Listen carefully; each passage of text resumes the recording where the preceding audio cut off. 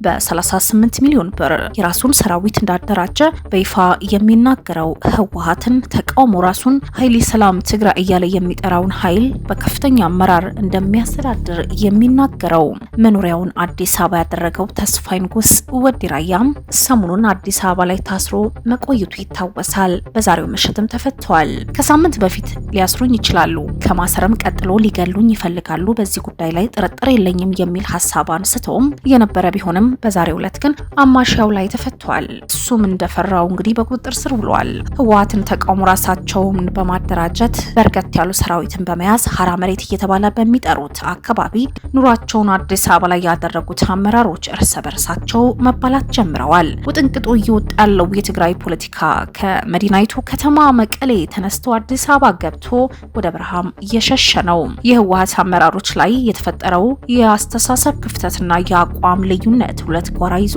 እንዲጋጭ ያደረገው ፖለቲካ በነጌታቸው ረዳና ዶክተር ደብረጽዮን ገብረ ሚካኤል ጥግ ይዞ እየተመራ ቢቀጥልም ሙሉ እንቅስቃሴውን የሚቆጣጠሩት የሁለቱም አመራሮች ሰዎች ከስር ሆነው እርስ በርሳቸው መባላት ጀምረዋል። የህወሓት አመራር እርስ በርሱ ተከፋፍሎ እኔ ነኝ ህወሓት፣ አይ እኔ ነኝ እንጂ እየተባባለ ቆይቶ በስተመጨረሻ ላይ እኔ ህወሓት ነኝ እያለ ሲከራከር የነበረው በጌታቸው ረዳ የሚመራው ኃይልም ራሱን ስምረት ፓርቲ ብሎ በመሰየም የህወሓት ተቀናቃኝ በይፋ በመሆን የትግራይ ህዝብ ነጻ አውጪ ነኝ ሲል ታይቷል። የራሱ ሰራዊት በማደራጀት የህወሓት ነባር ተቃዋሚዎችና የቆየ ቂም ያላቸው ሰዎችን በመሰብሰብ የራሱን ቡድን በመፍጠር ከትግራይ ተባሮ የመጣ እንኳን ደህና መጣ ብሎ በመቀበል ፖለቲካው ስራዎች ይሰራል። ትግራይ ውስጥ ታስሮ የቆየ ባለስልጣን ሆነ አዲስ ሐሳብ አምጥቶ ባንዳ ተብሎ የተፈረጀ ሁሉ የት ሄጄ እልህን ልወጣ የሚል ጭንቅ አይኖረውም። አዲስ አበባ ግዛቱን እያሰፋ ያለው በፌዴራል መንግስት ተቀባይ ያገኘው ይህ ቡድን እርስ በርሱም እየተጠቋቆመም ይገኛል። ሰሞኑን ማን እንዳሰረው በይፋ ያልታወቀው ተስፋይ ራያ እየተባለ የሚጠራው የሰራዊቱ ከፍተኛ አመራር ብዙ ሚስጥሮች ሲያወጣ ነበር።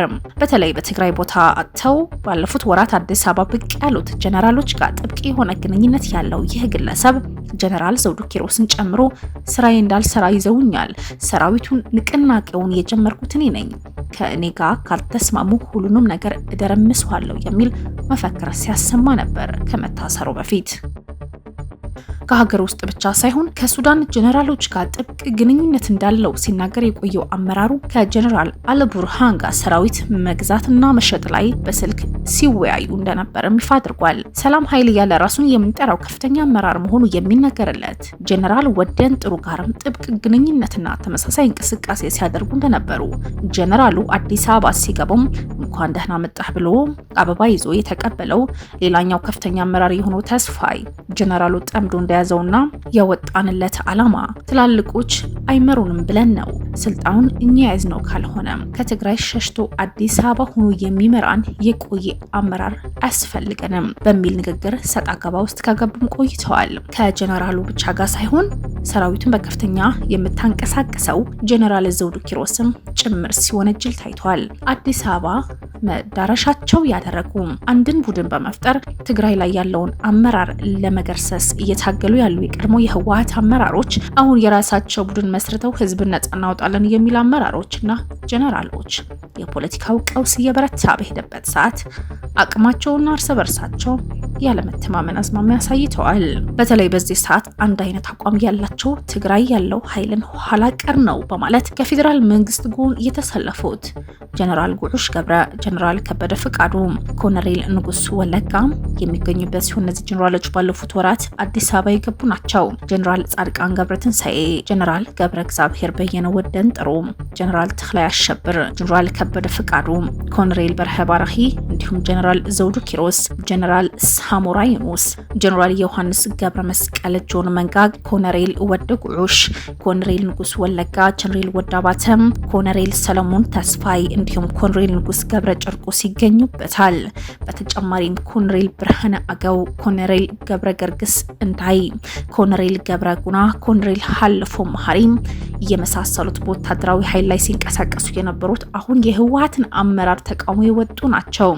በእርግጥነት ሳሞራ ዩኑስና ጀነራል ዘውዱ ኪሮስ ከመጀመሪያው ህወሓትን ተቃውሞ ከፌዴራል መንግስት ጋር በመሰለፍ የ2013 ጦርነት ሲቀላቀሉ ነበር። ልክ እንደ ጀነራል ዮሐንስ ጆን መንጋግ የመሳሰሉት ደግሞ አሁንም ቢሆን ከፌዴራል ጎን በመሆን ዋጋለው በማለት ትግራይ ላይ ስልጣን ጨብጦ ላለው ኃይል ለመደምሰስ እንቅልፍ እንደሌለው ያሳውቋል። የድሮ ነባር አመራሮች የአሁኑ ህወሓት ቀንደኛ ጠላቶች የሆኑት የነዚህ ስብስብ ተመሳሳይ አቋም አሳይተው የተደራጀ ኃይል መስርተው እንደመስዋለን የሚሉት በአቋሙ የማይበረግገው ህወሓት መደምሰስ ይችላል ወይስ እርስ በርሱ ተነጣጥሎ ያፈነገጠውን ኃይል እስር ውስጥ በመክተት አገር እየቀያየረ የማይወጣበትን መንገድ ሄዳል የሚለው ጥያቄ የሚያስነሳ ነው።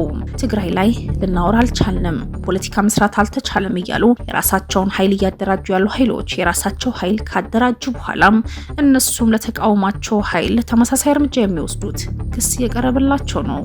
የህወሓት አመራር ማፍረስ የሚችለው ነባሩ የህወሓት ኃይል ብቻ ነው የሚል ድምዳሜ ያላቸው ኃይሎች እርስ በርሳቸው የሚባሉበት ሰፊ ቦታ እየሰጠ ሜዳው ላይ እንዲፋለሙ ያደረገ ይገኛል።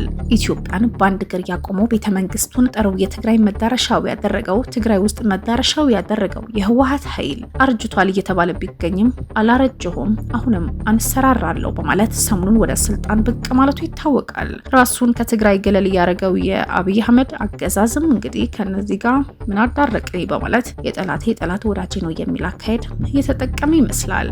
ወቅታዊ መረጃዎችና ትንታኔዎች ሪከርድ ዞን እኛ ዘንድ ሰብስክራይብ፣ ላይክ፣ ሼር በማድረግ ይከታተሉ። እናመሰግናለን።